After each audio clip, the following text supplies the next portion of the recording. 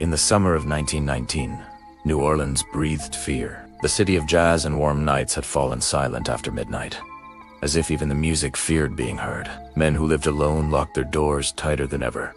Yet locks meant nothing to the Axeman. He came in the dark, leaving doors strangely intact, as though he were invited in by something unseen. By morning, another life was gone, and the city whispered his name like a curse. No one ever saw his face, only the axe spoke for him. Letters began arriving at newspapers, daunting, elegant, and unsettling. One claimed the Axeman was not entirely human. Another said he listened to jazz before choosing who would live. On one night, when the city played music until dawn in defiance, no one died. The Axeman vanished soon after, leaving behind unanswered questions and a lingering dread. But evil, as history would later learn, does not always end. Sometimes it moves. More than 50 years later, in a quiet house on Green Street in Enfield, England, a family began to hear knocking in the walls. At first, it was dismissed as pipes or old wood settling, but the knocks answered questions. Furniture slid across rooms on its own. A deep, unfamiliar voice spoke from the mouth of a young girl, claiming it had once been a man and that it had traveled far to find a new home.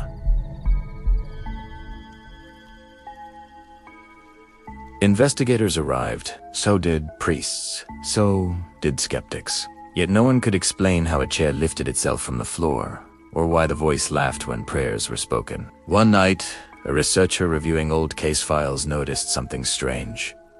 The voice mentioned New Orleans. It spoke of music, of heat, of an axe that tasted fear. The entity claimed it had once worn flesh and, when it lost its body, it learned how to live without one. The Axeman, it suggested, had never been caught because he had never truly existed as a man. As the disturbances in Enfield grew violent, the presence became angrier, as if remembering its past life had awakened something dark.